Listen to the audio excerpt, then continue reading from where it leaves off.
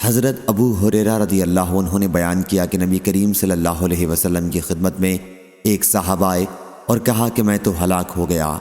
حضرت صلی اللہ علیہ وسلم نے فرمایا آخر بات کیا ہوئی؟ انہوں نے کہا کہ میں نے اپنی بیوی سے رمضان میں ہم بستری کر لی۔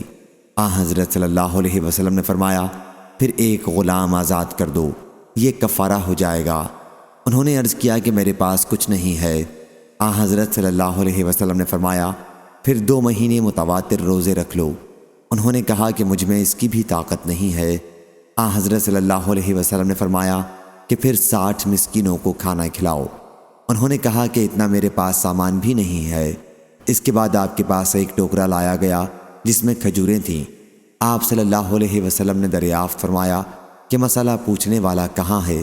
ان صاحب نے عرض کیا میں یہاں حاضر ہوں۔ آپ صلی اللہ علیہ وسلم نے فرمایا لو اسے اپنی طرف سے صدقہ کر دینا۔ انہوں نے کہا اپنے سے زیادہ ضرورت مند پر؟ یا رسول اللہ صلی اللہ علیہ وسلم، اس ذات کی قسم جس نے آپ کو حق کے ساتھ بھیجا ہے، ان دونوں پتھریلے میدانوں کے درمیان کوئی گھرانہ ہم سے زیادہ محتاج نہیں ہے۔ اس پر حضرت صلی اللہ علیہ وسلم ہنسے اور آپ کے مبارک دانت دکھائی دینے لگے اور فرمایا پھر تم ہی اس کے زیادہ مستحق ہو۔ صحیح بخاری حدیث نمبر 5368۔